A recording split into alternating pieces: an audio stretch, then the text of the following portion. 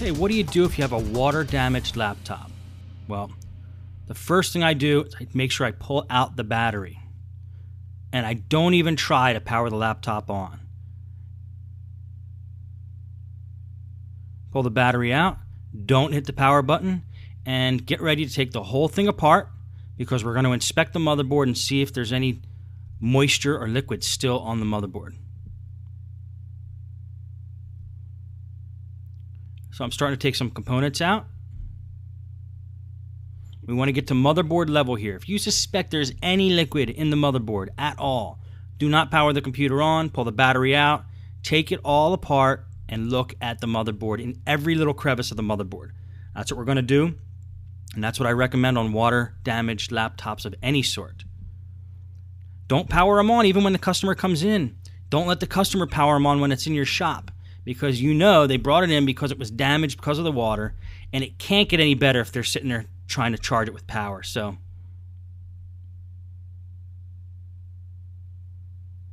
we're going to take the screws out of this. On a Toshiba laptop, you can take screws out and be somewhat reckless, knowing that there's holes where the screws go, and next to each hole where you're taking the screws out of, there's a little label indicator telling you what size screw goes in that hole. So it makes it easy for us to put them back together.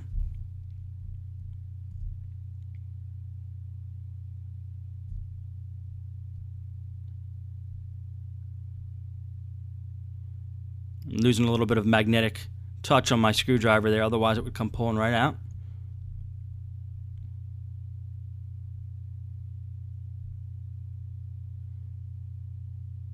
Okay, when you're sure you got all the screws out of the bottom, we're going to flip it over and look at the top.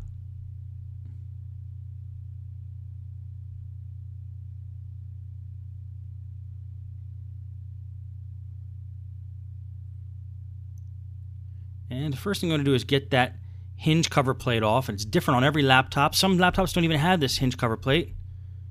But this is the key to getting the keyboard and the screen off, and that's what we want to do. Gently, if you have to, put some pressure on the sides there and try to pull it up. Okay, it took me a little while, but I finally figured out the way to get this up. Now, since we have all the screws out from the bottom of the computer, we know there's no screws holding this plate in. Just pop it up.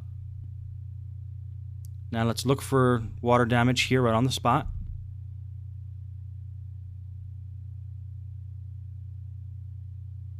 And usually, guys, on a water damaged keyboard, there's little hope for them. If keys aren't working after you spill water in them, I would look at just getting a new keyboard. Let's detach the ribbon cable from the keyboard here. And let's take a look. What do we see? Okay, there's this one circuit board here, which has the power button and LEDs and other quick launch buttons on it. Let's get that off.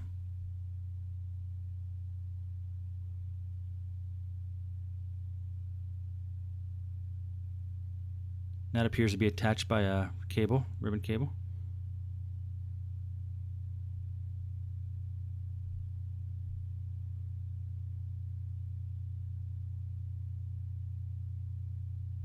And we're going to pull that out. We're going to inspect that. And we're actually going to see that there's water damage right there along one of the buttons. So we definitely want to get that cleaned up, that corrosion. See that white? That's from the liquid. What I do to get rid of that is trusty toothbrush and some hand sanitizer.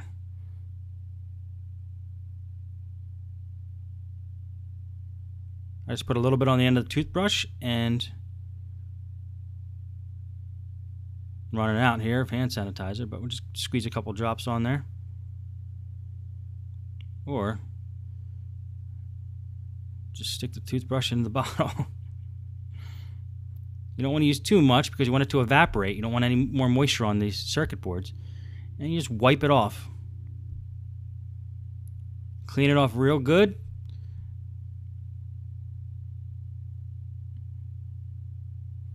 And just brush that corrosion away. Now we're also going to see the edge of the keyboard has a little bit of water damage as well. So at least we know where the water was going. And we can see that it hit the bottom left-hand corner of the keyboard. So this might be a good indicator to help us find out if there's any damage under that section. If there's motherboard under there or what, we could check it out and make sure there's no damage there. So I'm going to inspect that section there.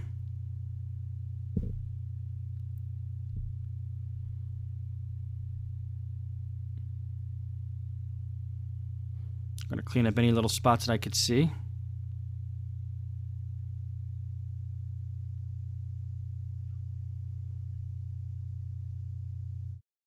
So what I want to do is pull up that corner there and get a flashlight, shoot it in there, see if you see any spots of corrosion.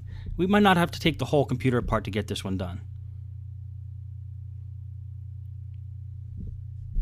I'm going to spray some compressed air in there, blow out anything we can.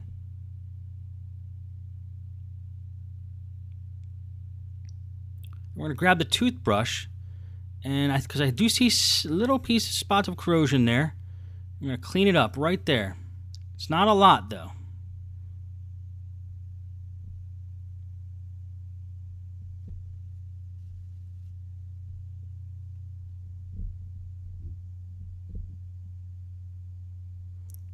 And make sure you scrub all in that area and all around that area. You want to make sure you get any spots that are corroded cleaned up.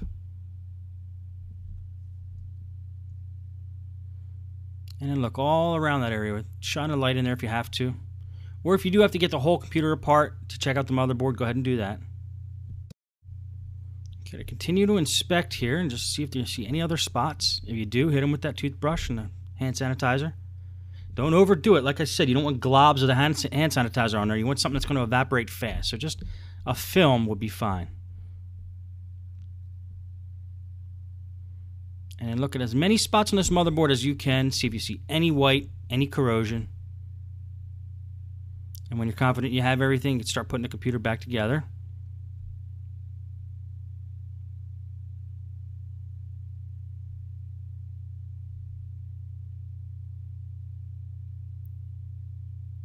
Make sure that the case is snapped together.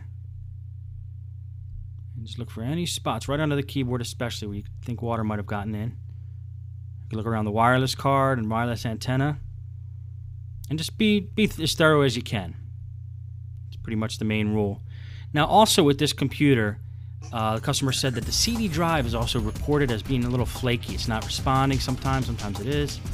I have the drive pulled out there. I'm going to use a paper clip to open it since it's out. I have no power going to it. So you just put a paper clip in that little hole on the side, and that's how you open them up. I'm going to just take a look on the inside there.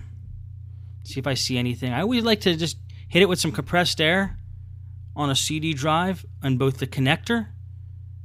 Make sure it's clean, and the laser, make sure it's clean. Open it up, make sure that it's sliding along the rails properly. Then I like to look inside the computer at where the drive actually connects to the motherboard. See, there might be even some corrosion there. Well, those are just some tips on how to treat a water-damaged laptop. Never turn it on. Take it apart immediately. It's probably preferable to take the whole thing apart to get every piece of the motherboard. And make sure that there's no corrosion left. Anything you can clean up, clean up. Make sure there's no short circuits happening. And just do your best to be as thorough as you can. This way you feel like you did everything you could do for the customer. And one last thing you could check is inside connectors, like inside the LCD connector. See if there's any water that's seeped in there that's causing a problem. And any other connectors that you can. Anyway, there's a few tips. Thanks for watching.